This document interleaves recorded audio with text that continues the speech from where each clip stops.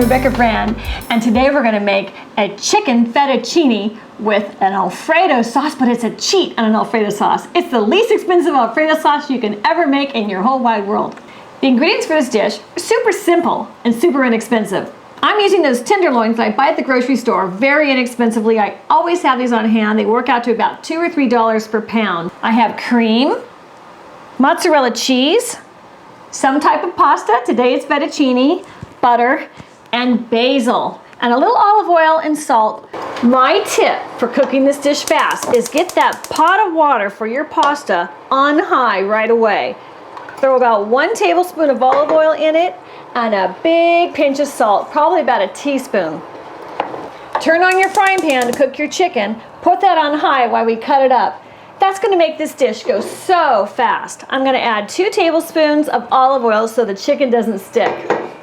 This chicken is frozen, and it's easier to cut like that. I have a sharp knife and I'm just cutting up little pieces. For this big family-sized dish, I'm going to have 2 pounds of chicken. If your chicken is too frozen for you to work with, or if you want to cut the time down even more, you can put it in water to let it defrost. And that actually infuses the chicken with more moisture, so that's a really good way to do this too.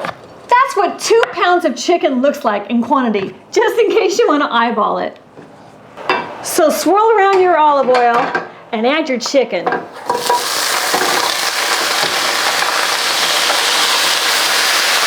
See how fast the temperature of that pan went down because you added frozen chicken.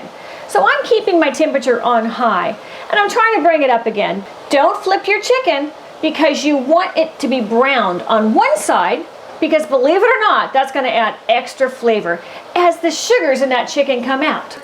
We are working with raw chicken, so I want to make sure I wash down my cutting board before using it, and also my knife. The secret to this recipe is this fresh basil. Typically an Alfredo sauce is made with Parmesan cheese. Parmesan cheese is really expensive. It's like $15 to $20 per pound. And you know what? That's kind of cost prohibitive because this Alfredo recipe needs a lot of Parmesan. So if you were to taste Parmesan, it has a slight acidic flavor. I found that if I use mozzarella cheese and sliced up basil, it turns out with almost that exact same flavor, believe it or not. And mozzarella cheese is $2 a pound. And you need a lot of cheese to make your fettuccine Alfredo very creamy. It is really delicious whether you call it Alfredo or just call it a cheesy pasta with basil chicken dish. I don't care what you title it, it's a great recipe and it is inexpensive. I chop up my basil really fine because I don't want a big hunk of leaf in my teeth. That's about 3 tablespoons of chopped basil. My water's boiling, let's put our fettuccine in.